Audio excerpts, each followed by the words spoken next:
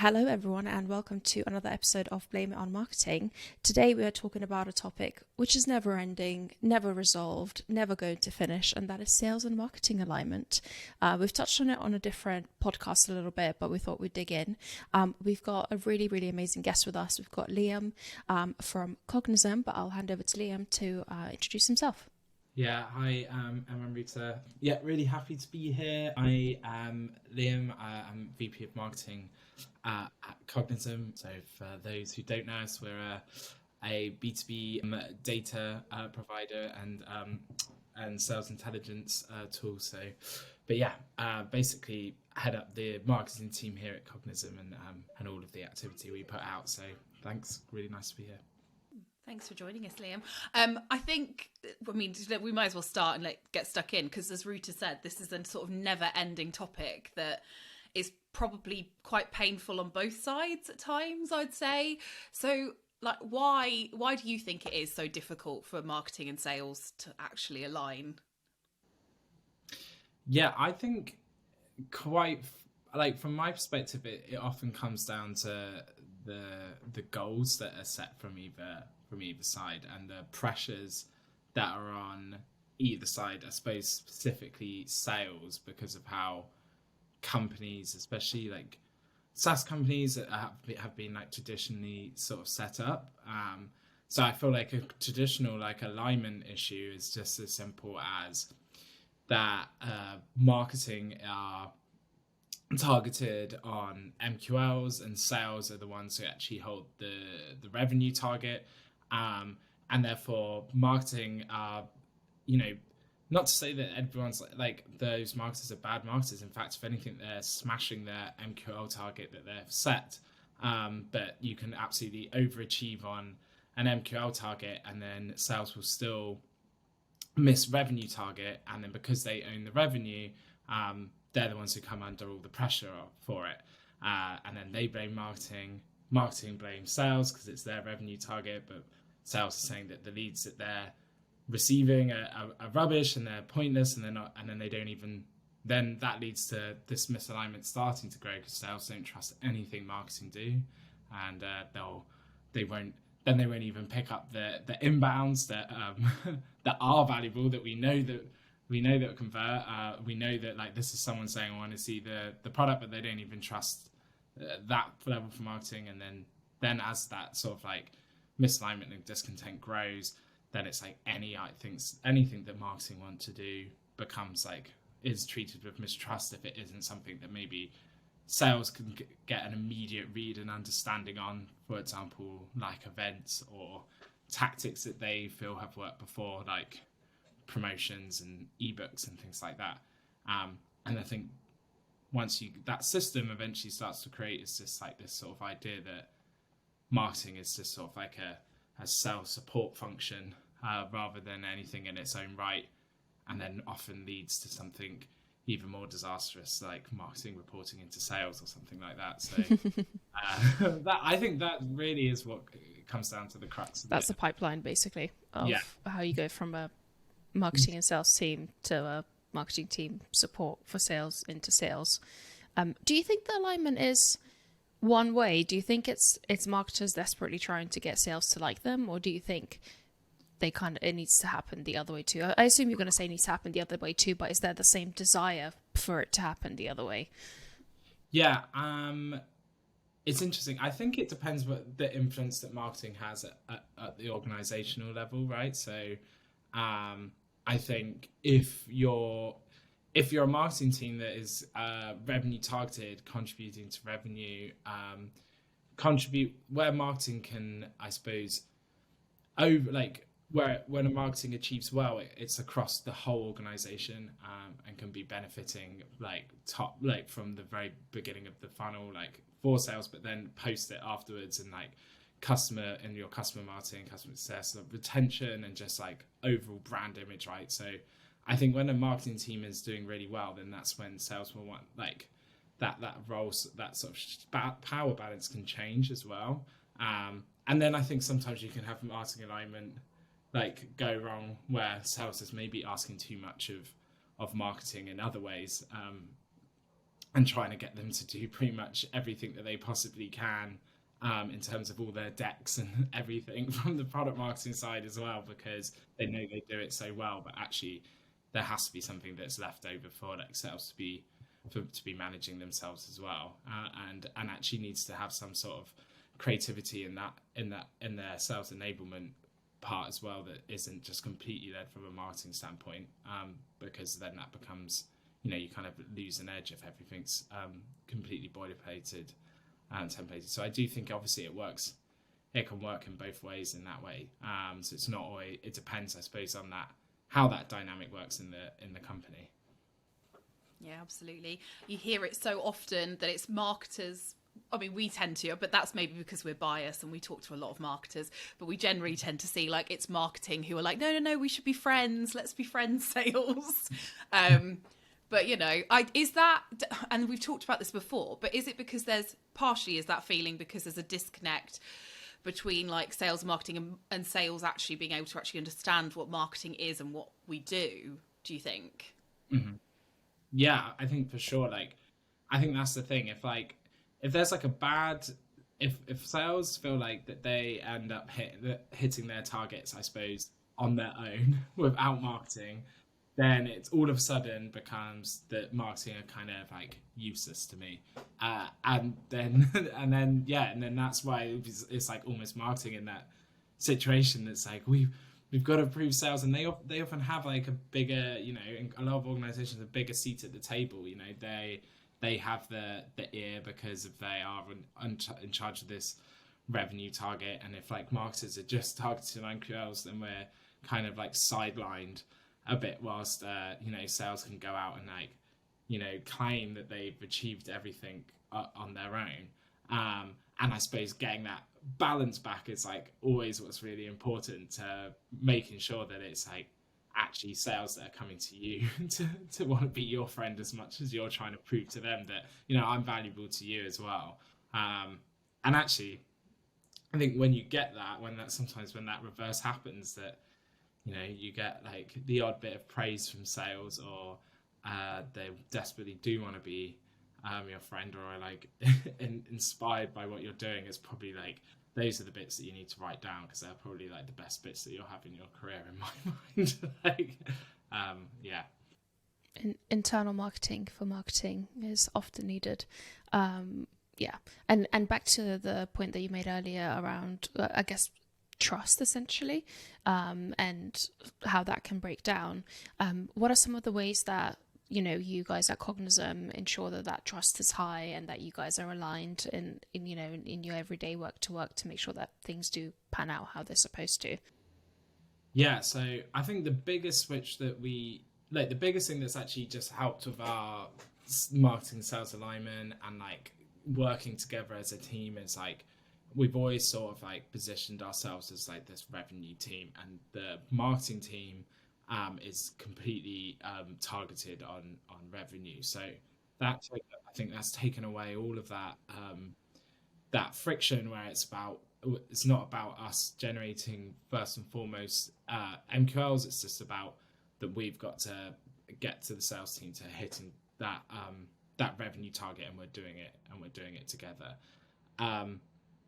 And then that sort of has changed like the whole conversation for us. So in terms of we're not even providing them like with any content or like content MQLs or anything from any content downloads or gated downloads. We're only driving through the inbound late demo form, and providing them with people who have got hand raisers saying they want to see Cognism as a product.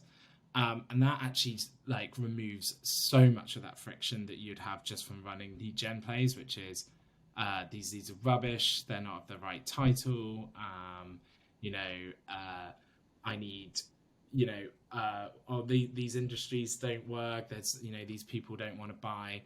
And I think when those sort of conversations, when there's scrap, that actually stops sales getting involved so much in what marketing are doing, right?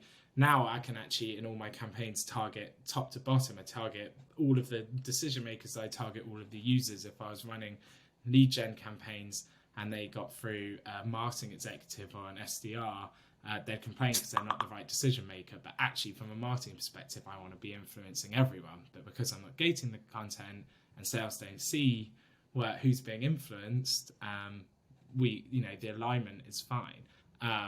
And then actually what happens is we become to influence more and more people.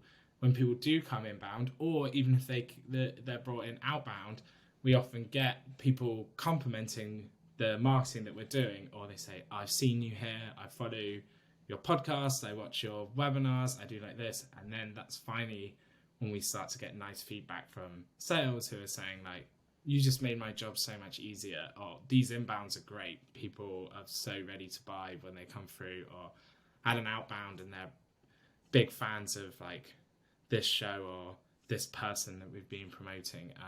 And then you get like, I feel like that's where we've come together, and now there's been like an understanding of what we're doing as well.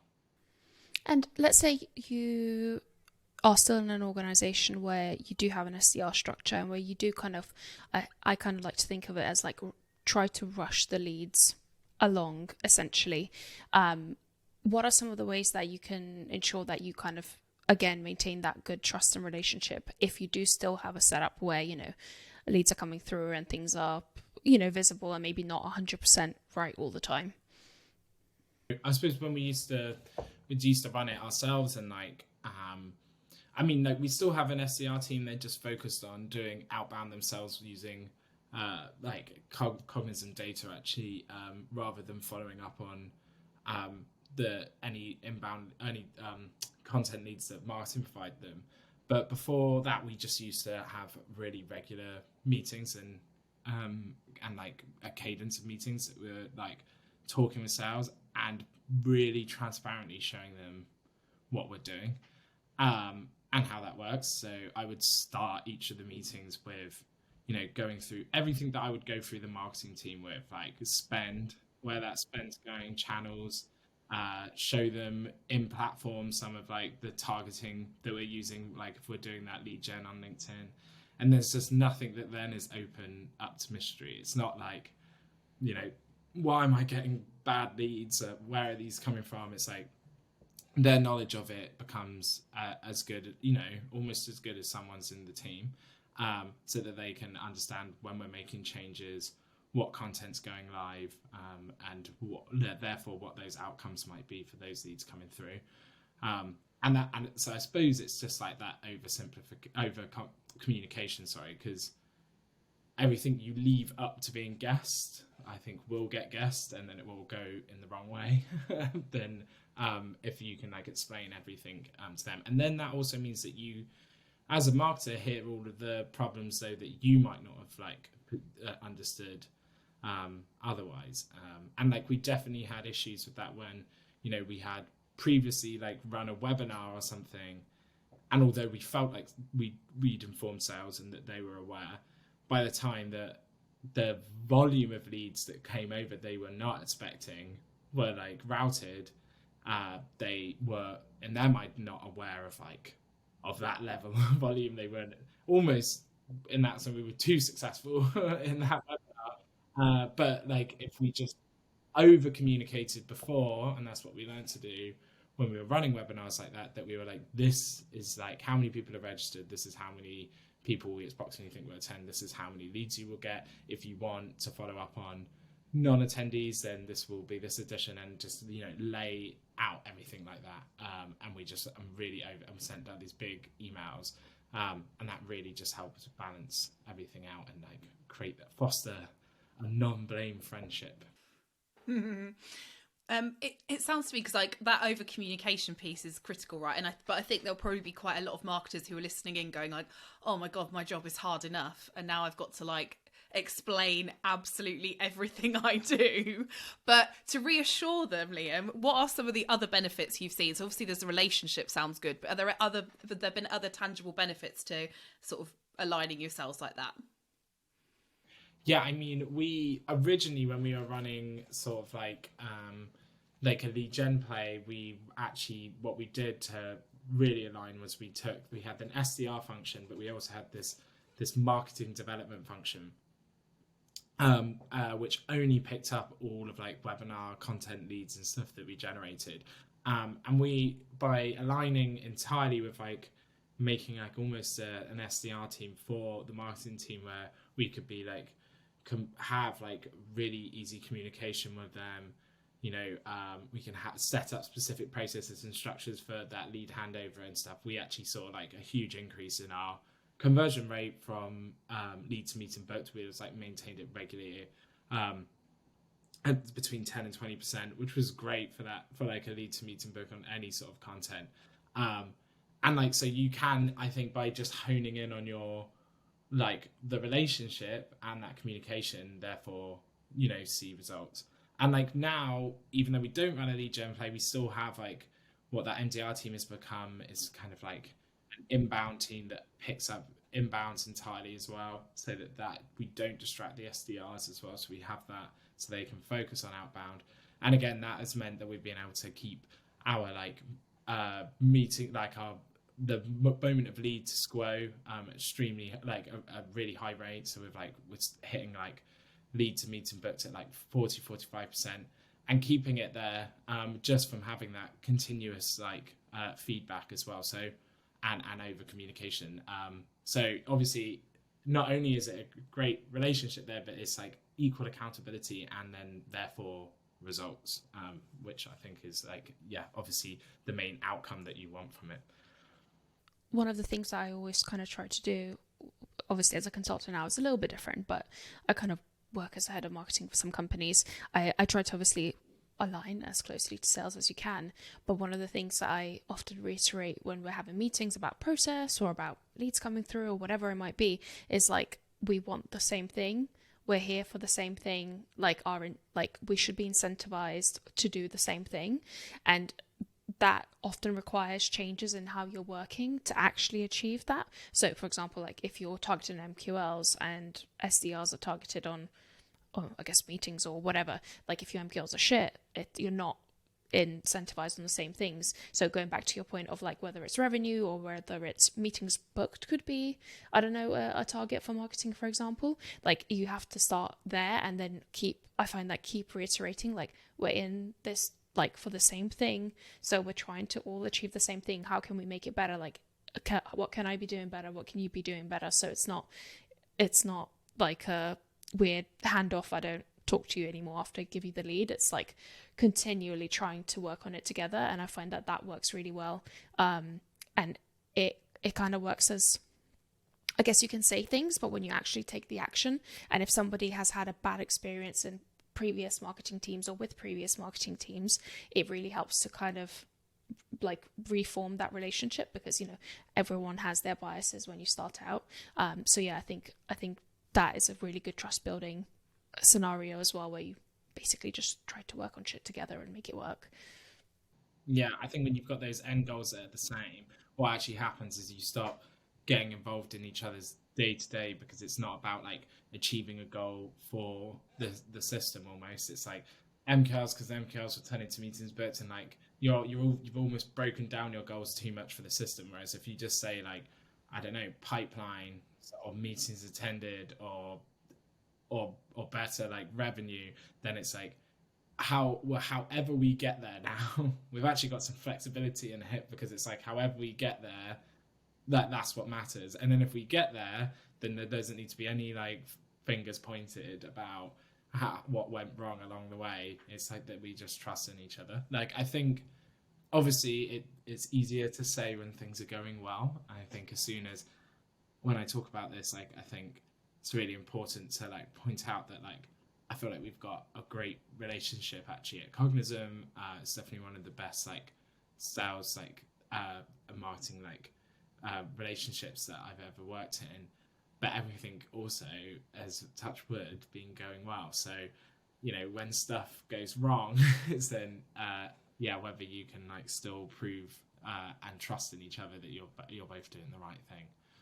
Yeah, because some of the pushback that I've experienced, I do similar to Ruta, like where you go in and you're sort of like you're someone's pseudo head of marketing, is that you've got a revenue target, and what's happened is they've broken that down to like, okay, I know that to get this much revenue, I need this many leads.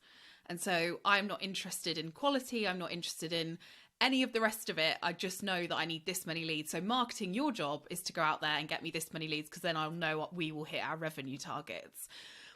And I'm just interested in your perspective, like how, when that's the conversation, what do you do? Where do you even start with that? Yeah, I mean, in terms of like this sort of like process, I suppose what we did was we actually then split the funnel of the leads that we did then create. So we looked at just like the content leads we were creating for them, paid demo, so from like captured demand, and then like organic demo. And like we could see from lead to closed won, we're generating thousands of these content leads for sales, but from lead to closed won, they were closing at 0.2%. Whereas the inbound leads were closing from lead to close won at like 4 to 5%. So that increase is massive. So that sort of started the journey, and we were able to show then if we increase the number of inbound leads by this amount, so you have less leads overall, this is like what the difference to your revenue goal would be. So I always think when like you're pushed on absolute number of leads, like it's like great to start like by splitting the funnel. And it's not always gonna be like, it's not gonna be like then you're gonna have a switch overnight. You've also got to prove somehow that you can actually increase that number of organic inbounds. Also, if you've got a big SDR team that is fueled by your lead gen efforts, then you've got to keep that alight, because that's like that'll be a huge structural change otherwise. And we did do that. We had like some lead gen running along the side, as well as like this inbound this inbound model. And actually what happened in the end is like where we were aligned on the same goal, sales started to say, sales started to say like, oh well, we've got all of these meetings from content demos, and we keep getting loads of meetings attended, so all of the SDRs are hitting target, and then when these meetings go through to the AEs, they actually just block up their calendars and none of them close because there's no intent on those leads, and the AEs want more time to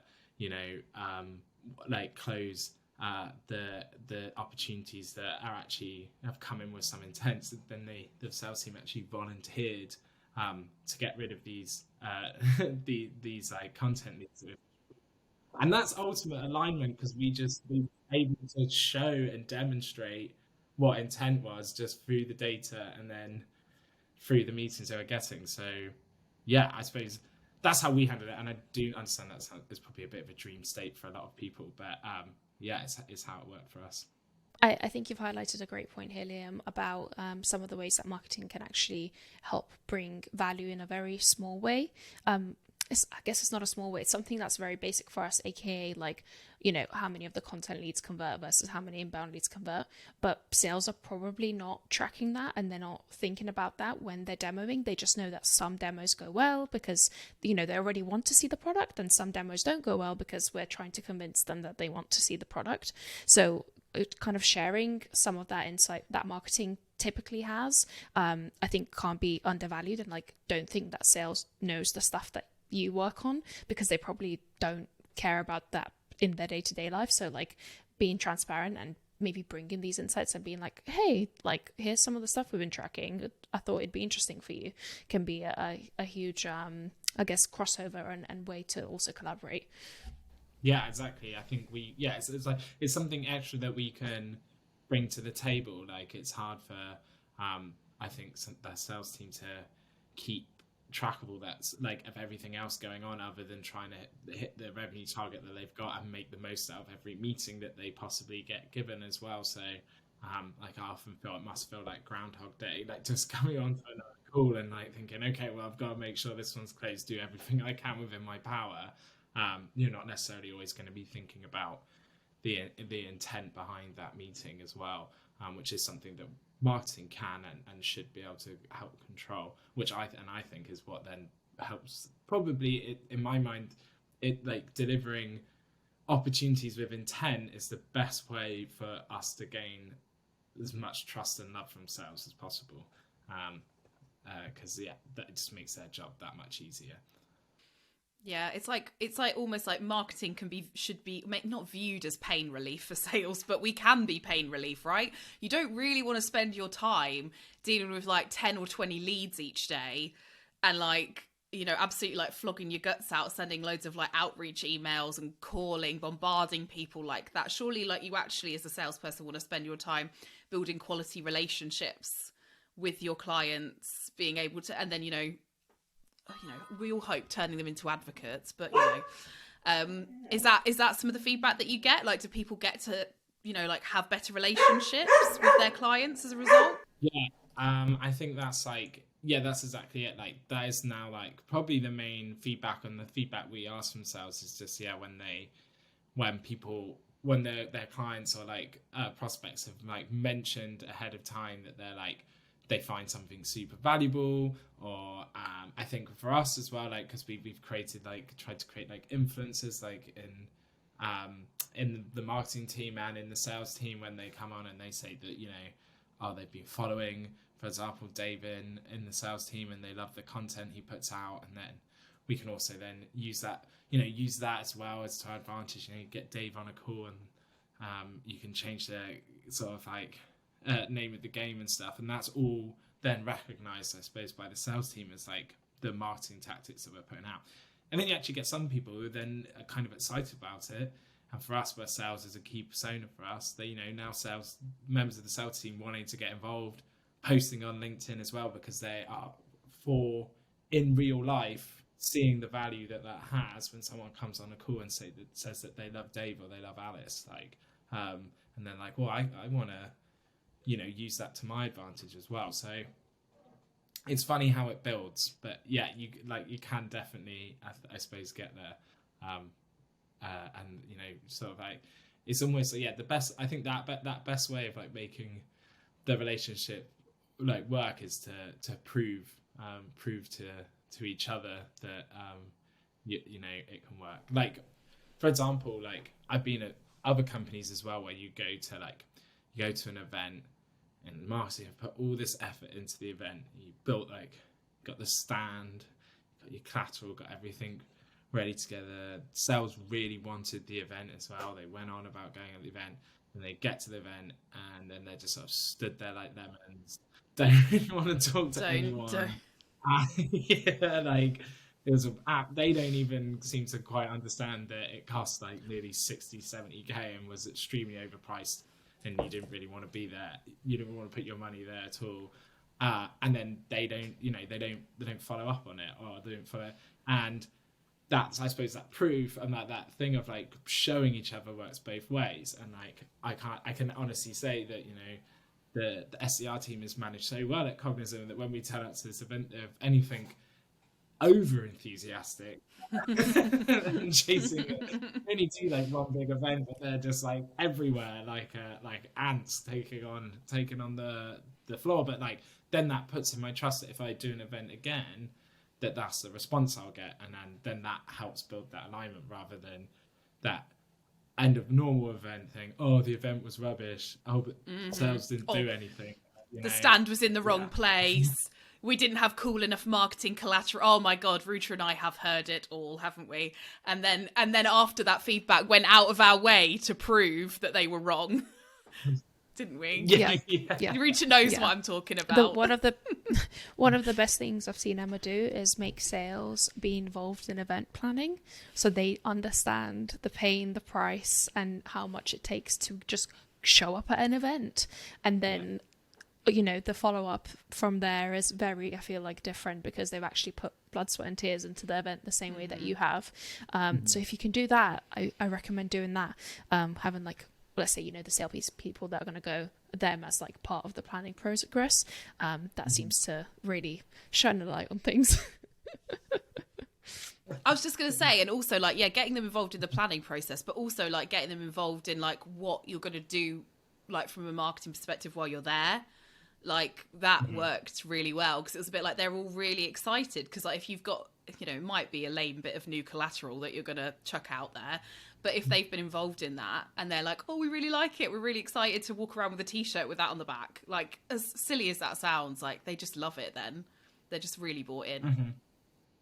Yeah, I feel like that's the, like, comes back to that sort of, like, over communication piece and, like, working as a team. Because, yeah, what we've done before on it as well is, like, get them involved in, like, the content creation. So we'll do something cheesy and fun. Some people love being in front of camera, so we'll get them involved in that. We'll allocate a bit of our own event budget as well, because I feel like to run an incentive for the sales team, because I always feel like this is a problem as well. Like, you can you get on the day and you're like, sales team, you're going to run an incentive, and it's like, oh, we didn't have any budget for it. It's like, well, we can take that. You know, if we pre-plan, we can make that bit work together as well. And then we as marketing team know we'll get the most out of the sales team as well. If they feel like incentivized, we can create a fun competition for them to make the most of the event as well. So I think, yeah, there's loads of ways you can go about it, but it just has to come from that position of you not like coming with your heads at each other and coming like, okay,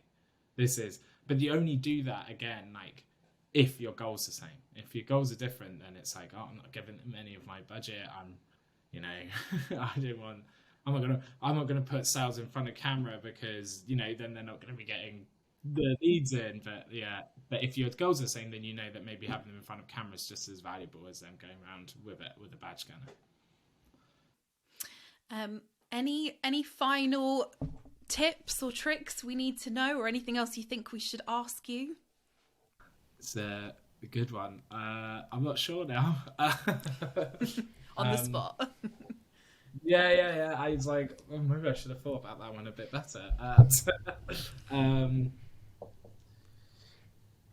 I think, I mean, if I'm honest, like, I'm probably just going on the like beating the same drum, but I think that if I was to sum up what I think can help defeat all of those like painful sort of marketing and sales like alignment issues and like the beef that you end up often having could all be solved really, regardless of whether you're running a lead gen model or an inbound model. Like, it's just having that target of being pipeline or revenue, and then you will, if you're both on it together, then you will be forced at least to work together to make it happen, in whichever way you do it as well. And it also just makes you then work as a team, and I think that's like the very best thing that you can do. And in my personal opinion, you'll eventually start to work maybe towards more of like a demand generation inbound model, just because you'll realize that gets you to your pipeline results slightly quicker. But yeah, that would be probably my top advice for it. Awesome. Thanks for joining us, Liam. It's been awesome. Hopefully, for all of our listeners out there, we've really given you some really solid, tangible advice on where to start if you haven't yet managed to crack that sales and marketing alignment. So thanks so much for joining us, Liam. And yeah, we'll see you all next time.